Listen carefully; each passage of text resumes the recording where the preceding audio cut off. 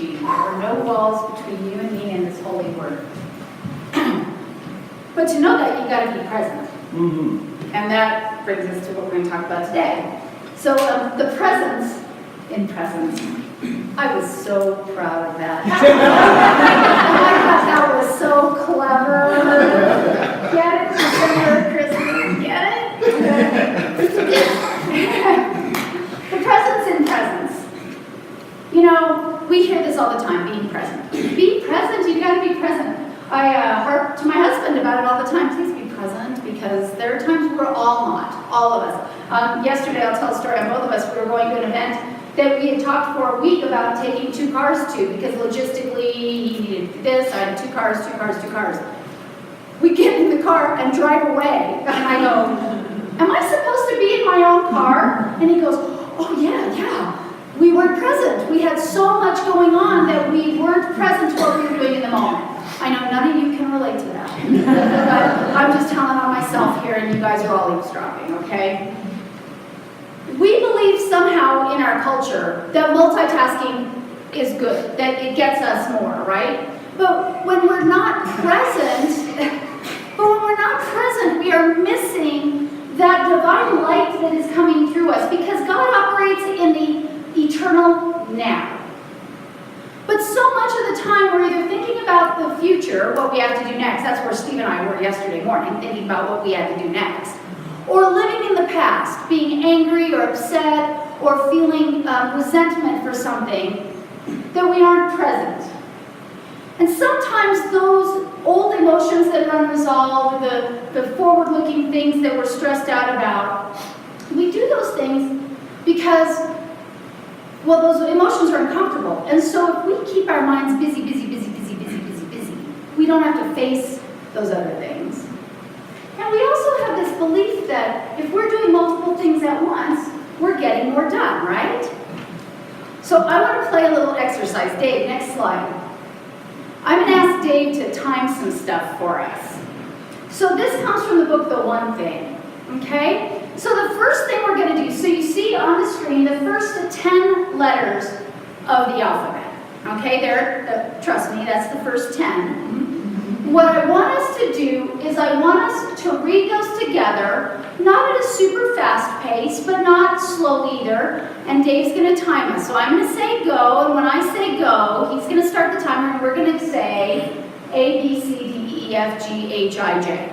Okay? Everybody ready? Go. A, B, C, D, E, F, G, H, I, J. Stop. Okay. Dave, how long was that? 5 seconds. Okay?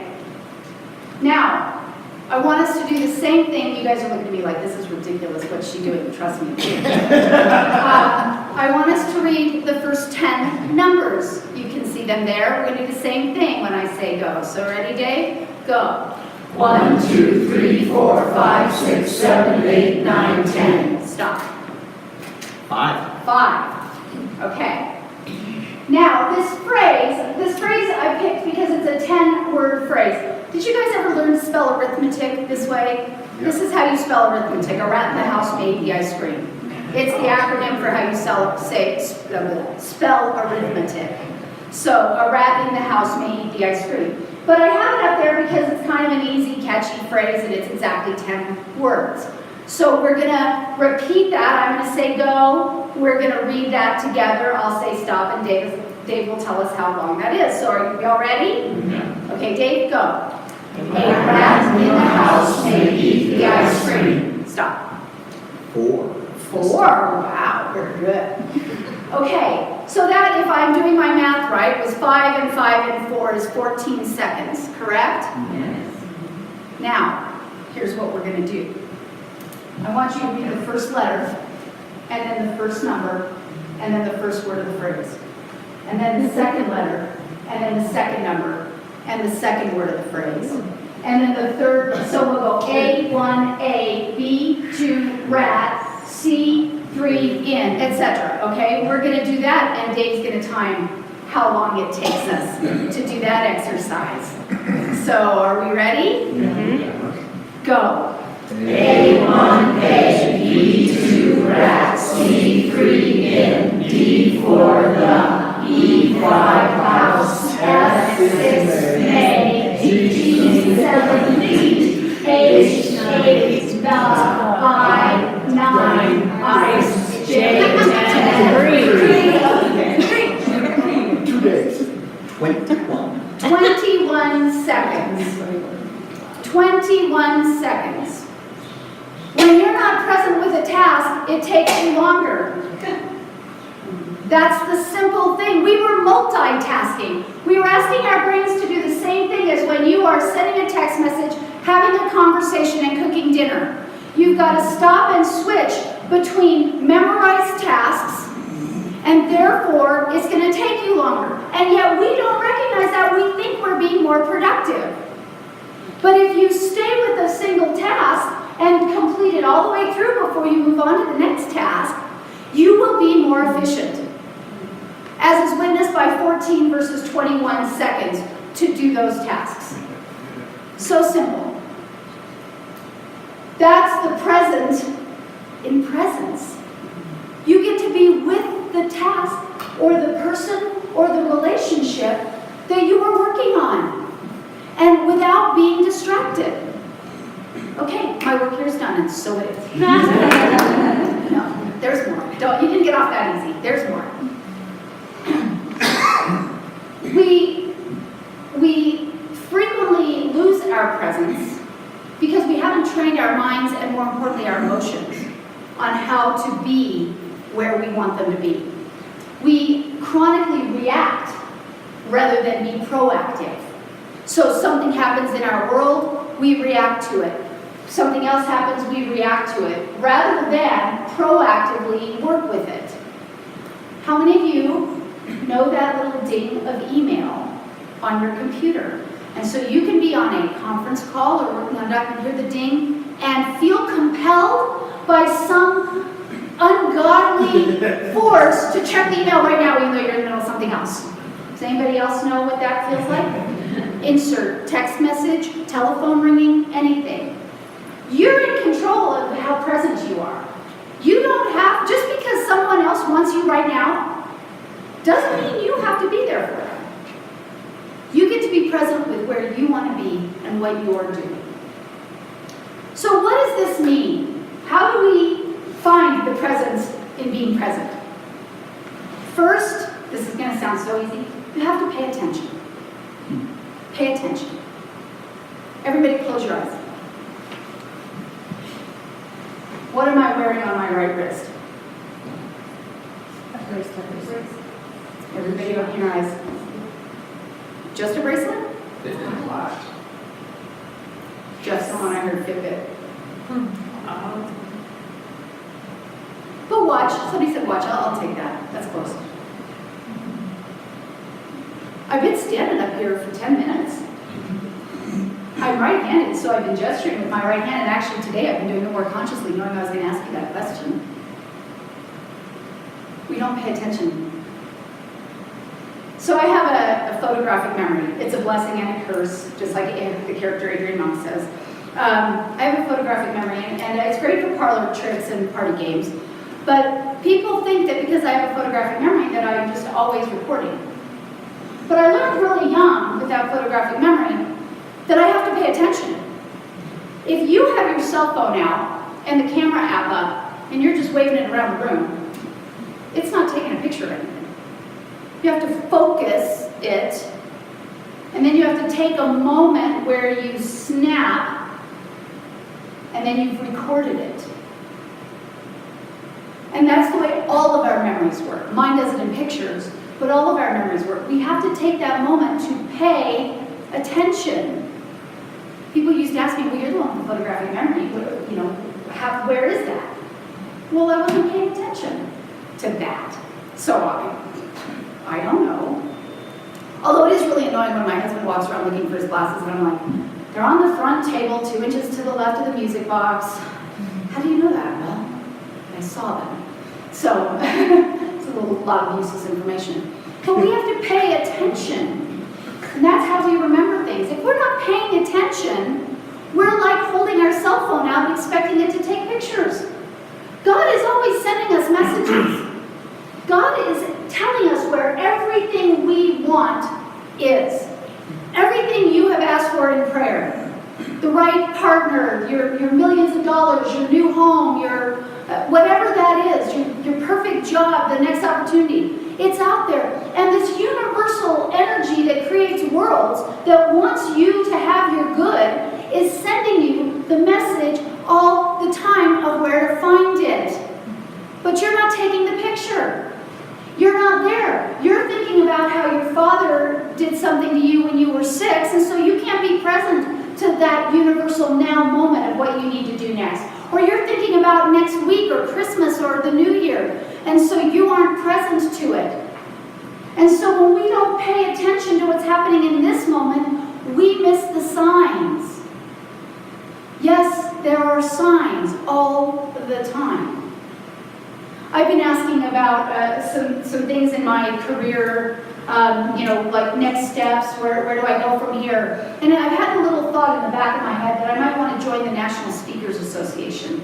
But for a whole lot of old reasons and petty things, I haven't done it, and should I do it? And so recently in my prayer work, I'm like, okay, should I join? Okay, God, I need a sign. Should I join this? Because it's kind of expensive, not huge, but kind of, and is it really going to be worth it? Should I join? And then I go about my merry way. And nothing's come, because I'm busy. I'm running this church. Steve and I started a new business. It's Christmas. I've got family. So finally, last Sunday morning in my prayer work, I said, okay, God, I need a really clear sign. Obviously, I'm not paying attention. So give me something that will get my attention. I go to a fundraiser and almost everybody there is a member of the National Speakers Association. Thank you guys. I'm like, everybody, it was one of those weird things where I'm like, hi, how do you know the host? Oh, we're members of the National Speakers Association together. The first one that did that, I was like, is that my sign? That can't be my sign. That's not my sign. Wow. Hi, I'm Judy, and hi, I'm so-and-so. How do you know our host? Oh, we're all members of the National Speakers Association. Okay, this might be my sign. It took like the 7th mention of the National before I was like, all right, I'm going home and joining the NSA. I got it, thank you. But those signs are coming all the time.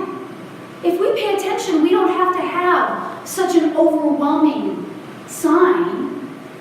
We can get those little tugs and whispers when we pay attention, when we're present. And then we know what's next and how to follow. So we have to pay attention. That's the first thing. The second thing is we have to actually believe that there is good for us and we ought to have it. We have to believe in our good. Now, we all go, oh, I like that. I believe in my good. I want my good. Yeah, we want it. Do we believe it? Those are two different things. We don't get what we want. We get what we believe.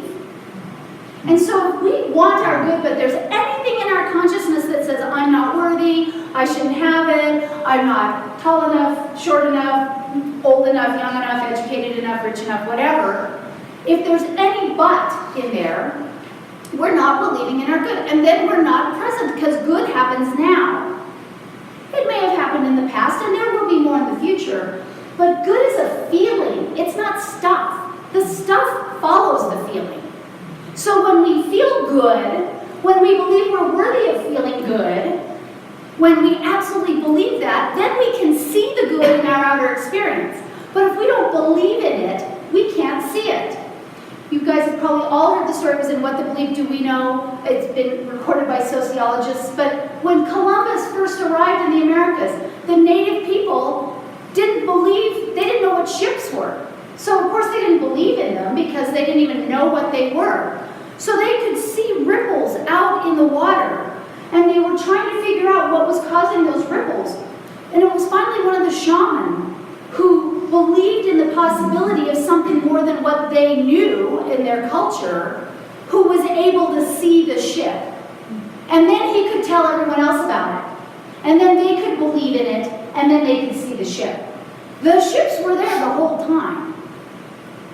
The ships were there the whole time. There's a story I heard a couple weeks ago on one of the Abraham Hicks CDs that Esther Hicks did. And this is such a little tiny example, but it's such a great example of if you don't believe it, you are blind You are blind to it. So Esther Hicks tells the story. She was putting on her makeup one morning, and she goes to put on her powder. And apparently the powder has a lid that you lift off, and then there's the jar underneath it, right? So she saw the lid on her makeup table, and so she believed that the powder was under it, of course, right? So she lifts up the lid, and the powder's not under it. And so her first thought is, oh no, I left the powder at a hotel when I was traveling or in my suitcase. And so she went and she looked around. She went to another bathroom and couldn't find it. And she went into her bedroom and couldn't find it. She looked at the suitcase she just had and couldn't find it. And she was just about to call the hotel where she last stayed to see if she left like half the powder. And then she kind of dismissed it and thought, oh, I won't lie anyway. I'll just go buy another thing of powder. Went and made the bed, forgot about it. Was walking by a few minutes later the dressing table and looked, saw the lid, and right next to it was the powder. No one moved it, no one was there were no powder fairies. But when she believed it was supposed to be under the lid and it wasn't, she was blind to where else it could be. It was completely gone for her. And it wasn't until she suspended her belief that it had to be under the lid, that it could maybe be somewhere else, that she was able to see the possibility that it was right next to it. So for those of you who need me to be a little more specific, your good is right here. But you don't believe it's here. It's knocking on your door. You're not present to the signal because you're believing that that's not for me, I can't have that, whatever. You're not believing in your good. And so when we don't believe in our good, it's sitting right there next to the lid, but we don't see it. We are literally blind to it, just like the Native Americans couldn't see Columbus's ships. So we have to believe that our good is possible. And then last, we have to project love. Because everything we want, all of our good that we call our good, comes from the energetic vibration of love. So, are there any scientists in the room that know why a laser is so powerful? Okay, I hear a big couple of you. I love it. Well, I may not have the whole story because I'm just taking the piece that serves my point here, of course, but you know, when we have white light, just regular white light, there are a lot of different light waves. There's red and orange and yellow and green and blue and indigo and violet, right? Did I get my Reggie Viv right there? And they are all at different frequencies, right? They're all operating, meaning that the peaks and valleys are different heights and different lengths. So we get light. But what a laser does is it modulates all of those so that the peaks and the valleys are happening at exactly the same time. So all the frequencies are in sync. So whereas light is good, a laser can cut steel. So it's that much more powerful because all of the frequencies are operating in the same sync, right? Did you scientists say, was I close? Was I pretty good? It's the same color. Right. It's not It's multiple frequencies, it's one frequency. All the same color. Yes, one color. But the point is that all of They're all aligned. they're all aligned. Okay, that was the point. They're all aligned. That's a great word, John. Thank you. They're all aligned. Well, our thoughts have a certain frequency. How many of you have been in New Thought for a little while? You're familiar with this change your thinking, change your life stuff, right? How many of you have set an intention and it hasn't happened? And you're wondering what the heck? Okay, your thoughts have a frequency, but here's the thing, your emotions have a frequency. Ernest Holmes was very clear.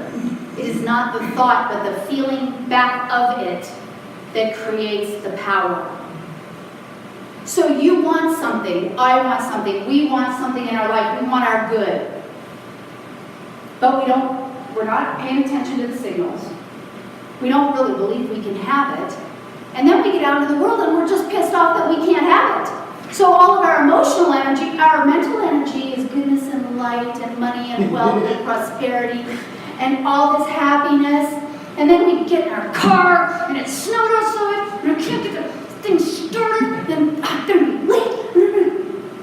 What are we doing to those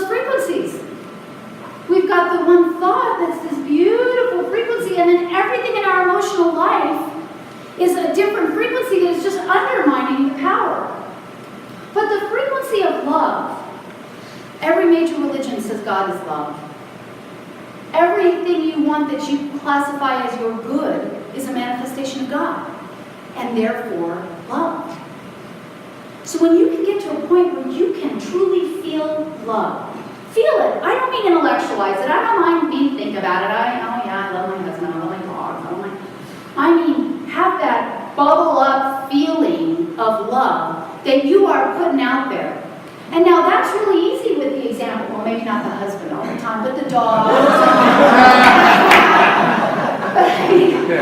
You married people, you're all smirking out there. That wasn't just directed at Juan because he's not here. But you know, it's easy with, let's take the dogs. It's easy to feel that love when the dogs are adorable and cuddly and everything. What about projecting that love to our new president-elect? I know there's half the room, 51% of the room is shocked by that. What about projecting love to the person who cut you off in traffic? Can you not react with that old reactionary impulse and get angry at them? And what a jerk. Can you go, that person must really need to get there before I do. So I'm just going to send them love. Whoa, that's called emotional maturity. Can we all do that? That's pretty hard because that's when we are fully present. When we are fully present is when we're projecting love. If we are able to project love, we are not present to that divine life that is flowing through us because it is always love. So if we're projecting anger, if we're projecting fear, if we're projecting guilt, we're projecting something from the past. And if we're projecting stress or anxiety, we're projecting something that we're worried about in the future. But when we can project love, always, we are fully present. And then, we really do what our mission statement says, we act as the pebble in the pond of consciousness. Because one person in alignment, one person projecting love, is more powerful than millions who are not. So if we want to counterbalance what's going on in our world, if we look at the news or look outside of ourselves and feel upset or despair or any sort of sadness at all of the divisiveness that it feels like might be going on out there, we have a choice. We can look at it and get mad at those people over there for being so divisive. Or we can just project love. Stop and feel that love that's flowing through us. Get clear about it. Get still. Be present. Pay attention. Believe that you're worthy of that love. That you are that love. That's who you are regardless of everything else. And then, once you are absolutely present, you can project that love. So, pay attention. Believe you're good. Project love. And then you will be able to unwrap the presents.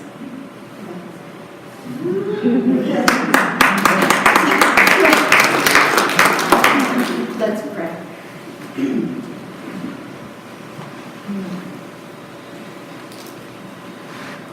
So giving grateful thanks in this moment, this holy moment, where there is only now and now and now. I just recognize the power and presence of the one life that is always good. The one life that lives and moves and has its being in all life. I know and recognize that this power and presence is here in this room with us.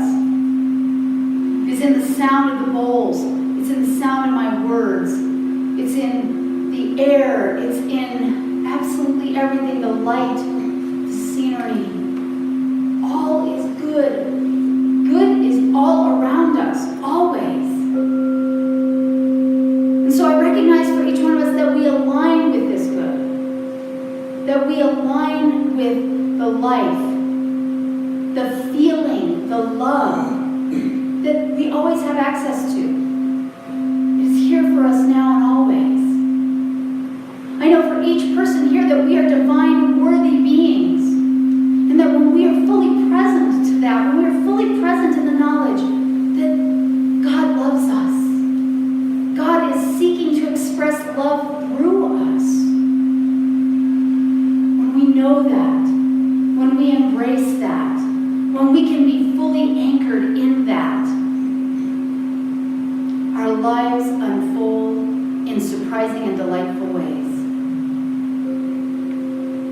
I accept that each one of us here is a conduit of the divine. We are an emanation of that love.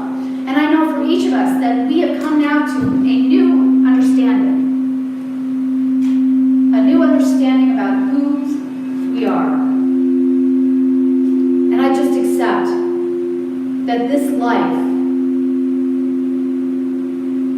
flows through us, expresses as us, and moves us to that greater good. So I know for each of us that we leave here today with a new understanding, with a new sense of who we are, with a new ability to feel the love within us and project it out to each of us, that to each of our fellows. And that as we leave here, we make it a point to be ever more present in our lives. And so recognizing that this good is ours right here, right now, that we are one with the divine, I just give thanks for this life, for this truth, for this love. For it is all that there is. And from this place of gratitude, I just release these words, knowing they are done. And as they go into that divine alchemy of love and law, I know that they must return fulfilled. And with that, I just invite us all to anchor that by saying, and so it is.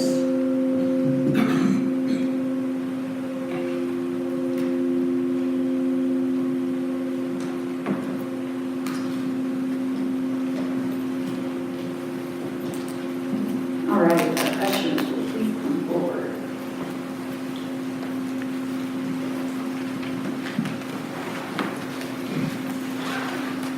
So if you will take your gift or tithe, whatever you would like to offer today to keep our beautiful community operating in full force, I invite you to hold that gift or tithe over your heart as we read together the affirmation on the screen. Divine love, as me, blesses and multiplies all that I am, all that I have, and all that I circulate. And so it is. Selecting music is an interesting thing because it tends to tie in with the talks, even though Reverend Judy and the musicians may not talk about it much, but it always ties in. So we're going to pay attention to the dream. We're going to believe in your good as the dream. Then we're going to project love into the dream. And it's interesting in that this is one of my favorite songs.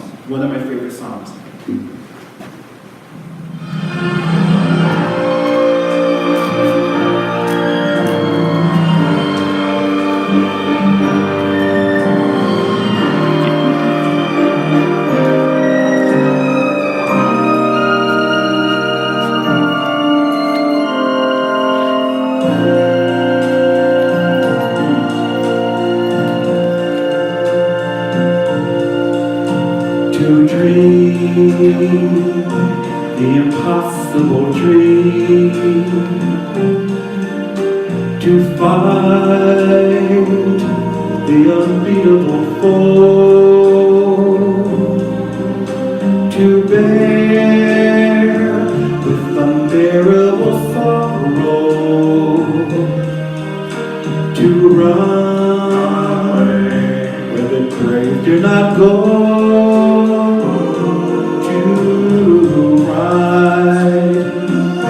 the unrightable wrong, to love, pure and chaste from afar, to cry when your arms are too weary, then to reach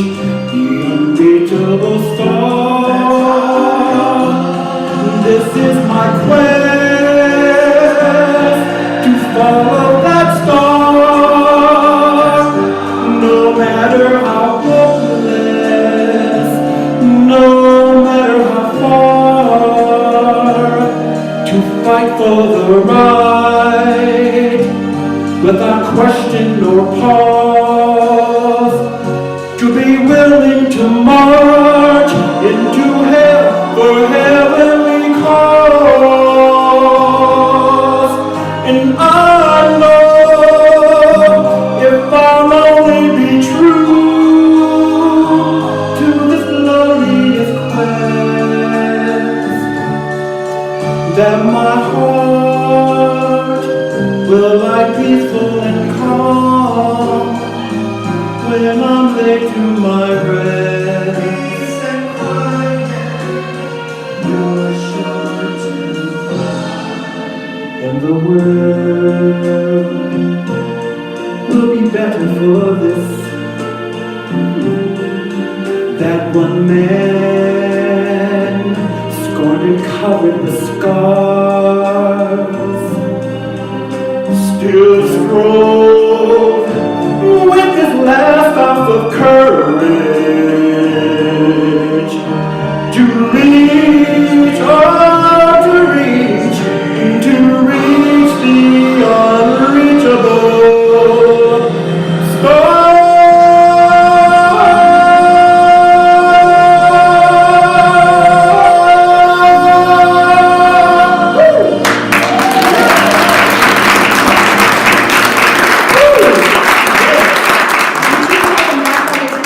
Backed by the Temptations.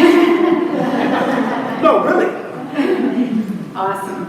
All right, well, there are a few goodies over in the social. I invite you to go over there after for a little fellowship. And remember, sign up for Morley Church if you'd like to do that. And I believe that those are all the last announcements. Let's stand and do the benediction and be sung.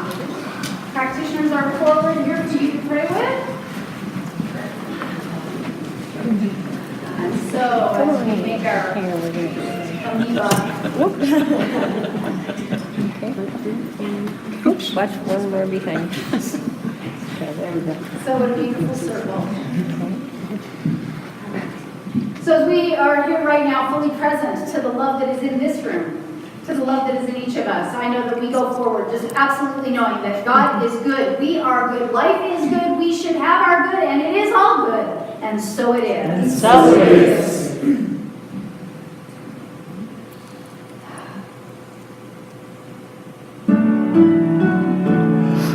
Let there be peace on earth, and let it begin with me.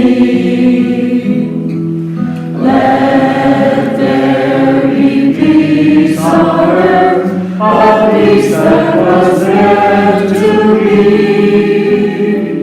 with God as our power.